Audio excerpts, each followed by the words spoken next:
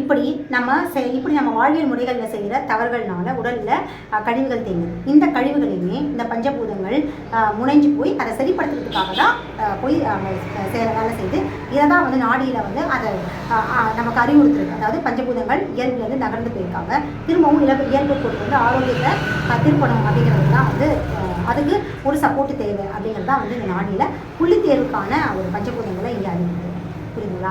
So இப்படி வந்து நம்ம இதையும் நம்ம என்ன செய்யணும்னா அக்குபஞ்சர் மாதிரியான மரபொழி மருத்துவ நாடி போகாமல் ரசாயன மருந்துகளை எடுத்துக்கிட்டோம் அப்படின்னா என்ன ஆகுது? இந்த ரசாயன மருந்துகளுடைய வீரியம் என்ன பண்ணுதுன்னா ஏற்கனவே தேங்கியிருக்கிற கழிவுகளை வந்து இன்னும் கூடுதலாக வந்து நச்சுக்களாக மாற்றுது. கழிவாக இருக்கிறத நச்சுக்களாக மாற்றுறது வந்து எது அப்படின்னு பார்த்தீங்கன்னா இந்த ரசாயன மருந்துகள் நம்ம எடுத்துக்கிறது தான். அப்போ இன்னும் நம்மளுடைய பஞ்சபூதங்களை இன்னும் வந்து கெடுத்துக்கிட்டே இருக்கும். அப்போ இயல்பாக இருந்ததை ஏற்கனவே கழிவுகளால் அதை வந்து அதை இயல்புலேருந்து நகர்த்துக்கும்.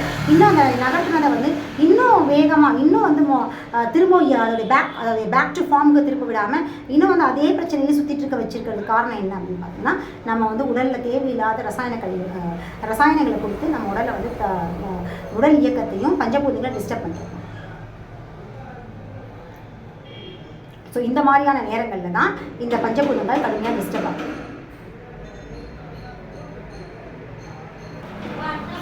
அப்போது இதுலேருந்து நம்ம என்ன புரிஞ்சுக்கலாம் அப்படின்னா இப்போ இந்த மாதிரி இயல்பற்ற தன்மையில் போகும்பொழுது அந்த பஞ்சபூதங்களுடைய சமநிலை குலைவு வந்து எக்ஸ்டென்ட் லெவலுக்கு போகுது. முதல்ல ஆரம்ப கட்டத்தில் நம்மளுடைய கழிவுகள் தேக்கத்தினால சாதாரண தொந்தரவுகளாக இருந்தது.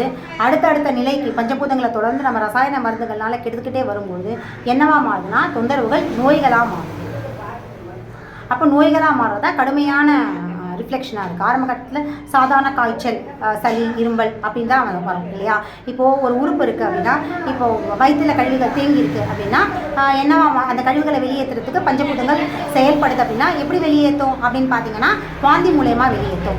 இதே குடலில் கழிவுகள் தேங்கி இருக்குது அப்படின்னா இதே பஞ்சபூதங்கள் அந்த கழிவுகளை நீக்கிறதுக்கு என்ன பண்ணும் அப்படின்னு பார்த்தீங்கன்னா லூஸ் மோஷன், அதாவது வயிற்றால் போகிறது பார்த்தீங்களா, அது வழியாக வந்து கழிவுகளை வெளியேற்றும்.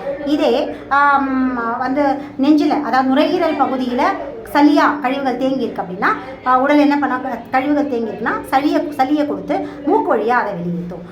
காய்ச்சல், அதாவது இது எல்லாத்துக்குமே அடிப்படையாக காய்ச்சல் கொடுத்து உடலை வந்து சரிப்படுத்தும். இப்படி ஒவ்வொரு உறுப்புகள்லையும் நம்முடைய தவறான வாழ்வியல் முறையினாலையும் ரசாயன நச்சுக்கள்னாலையும் தேங்குகிற கழிவுகளை உடல் வந்து வெளியேற்றுறதுக்கு இந்த மாதிரியான தொந்தரவுகளை கொடுக்குது.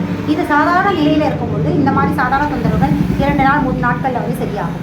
ஆனால் இந்த தொந்தரவுகள் இப்படி வெளியேற கழிவுகளை வந்து மாத்திரைகளை கொடுத்து தடுத்து நிறுத்தும் பொழுது என்ன ஆகுதுன்னு பார்த்தீங்கன்னா நாள்பட்ட தீராத நோய்களாக, அதாவது சளிக்கழிவுகள் தேங்கி மாத்திரைகள்னால சளிக்கழிவுகள் தேங்கி ஆஸ்தமா, வீசிங் மாதிரியான தொந்தரவுகளும், லூஸ் மோஷன் அப்படிங்கிற அதாவது பேதி அப்படிங்கிற கழிவுகளை வந்து தொடர்ந்து நம்ம உள்ளே தேக்கி வைக்கிறதுனால குடல் கெட்டு போய் அல்சர், அப்புறம் எரிச்சல் இந்த மாதிரியான பிரச்சனைகள் ஏற்படுறதும், வயிற்றில் வந்து கழிவுகளை வந்து வாந்தி மூலியமாக வெளியேற்றுறத மாத்திரைகள் கொடுத்து தடுக்கிறதுனால வயிற்றுடைய சுவர்கள் வந்து கெட்டு போகிறதும், வயிற்றில் அல்சர் ஏற்படுறதும், ரணம் ஏற்படுறது, இப்போ செரிமானம் இல்லாமல் போகிறது, நெஞ்செரிச்சல் ஏற்படுறது, இந்த மாதிரியான பிரச்சனைகள் வரும். இது எல்லா நாள்பட்ட நோய்கள் ஏற்படுறதுக்கான காரணம் என்ன அப்படின்னு பார்த்தீங்கன்னா இந்த ஆரம்ப கட்டத்தில் கழிவுகளாக வெளியேற்ற உடம்பு பஞ்சபூதங்கள் முனையும் பொழுது அதை வந்து தடுக்கிறதுக்கு நம்ம எடுத்துக்கிற ரசாயன கழிவுகள்லாம் இந்த மாதிரியான அடுத்தடுத்த நிலையில் வந்து நோய்களாக வந்து கொண்டு வரும்.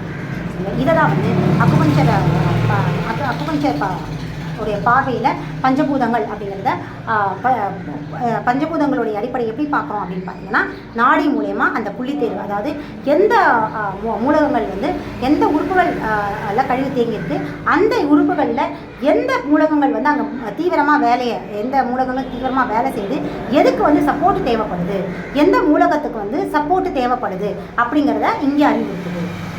அப்போ இங்கே அறிவுறுத்தும் போது 5 பூதங்களும் போய் அங்கே இருக்காது. அதில் ஏதாவது ஒரு மூலகம் வந்து ரொம்ப தீவிரமாக வந்து அங்கே உறுப்புகள் தேங்கியிருக்கிற கழிவை வெளியேற்றிட்டுருக்கும். அப்போ அந்த மூலகத்துக்கு சப்போர்ட் தேவை.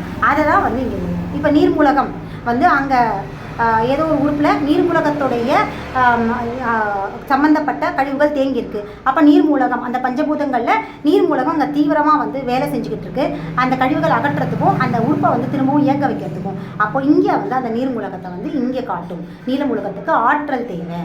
சப்போர்ட்டு தேவை அப்படிங்கிறத இந்த நாடி காட்டும். அப்போ அதை நாடி காட்டும் பொழுது என்ன ஆகுது அப்படின்னு பார்த்தீங்கன்னா, நம்ம அதுக்கான புள்ளியை தேர்ந்தெடுத்து கொடுக்கும்பொழுது அந்த நீர் மூலகத்துக்கு தேவையான சப்போர்ட்டை இங்கே நம்ம கொடுக்குறோம். அப்போது அந்த புள்ளியை தூண்டும் பொழுது வெளியில் இருக்க பிரபஞ்சத்தில் இருக்கிற பஞ்சபூதங்கள் உறிஞ்சப்படுது. அதில் பிரதானமாக அதே நீர் மூலகத்துக்கு தேவையான பஞ்சபூதங்கள் உள்ள உட்கிரகிக்கப்படுது. உட்கிரகிக்கிற பஞ்சபூதங்கள் நேரடியாக அந்த நீர் மூலகத்துக்கிட்ட போய் அதை வந்து சரிப்படுத்தி குணப்படுத்துது. அப்போ திரும்பவும் அதுக்கு சப்போர்ட் கிடைச்ச உடனே ரொம்ப வேகமாக அந்த கழிவுகளை வெளியேற்றி அந்த உறுப்பை திரும்பவும் இயல்புக்கு கொண்டு வருது. இதுதான் உடம்புல நடக்கிற ப்ராசஸ் பஞ்சபூதங்களுடைய அடிப்படை. புரியுதுங்களா? இது ஆற்றல் தேவையாக இருக்கும்போதும் சரி, இதே சமயத்தில் இதே பஞ்சபூதங்கள் கட்டுப்பாட்டை மீறி, அதாவது இயக்கம் உடலில் இருக்கிற உள்ளுறுப்புகள் நார்மலாக இயங்கிறத விட தன்னுடைய இயல்புலேருந்து மீறி இயங்குறது. எப்படி அதை புரிஞ்சுக்கலாம் அப்படின்னு பார்த்தீங்கன்னா, இப்போ காதில் வந்து கேட்காம இருக்கிறது அப்படிங்கிறது ஆற்றல் பற்றாக்குறை. சரியாக கேட்கலன்னா அதுக்கு தேவையான சக்தி தாய் மூலகம் கிட்ட வந்து கொடுக்கணும், தாய் வந்து அதுக்கு வழங்கணும்.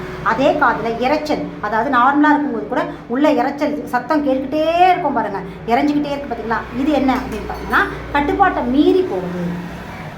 அப்போது இங்கே தந்தை மூலகத்தை வந்து அதை கட்டுப்படுத்தினா அது இயல்பாக அது காது தன்னுடைய வேலையை வந்து முறையாக செய்யும்.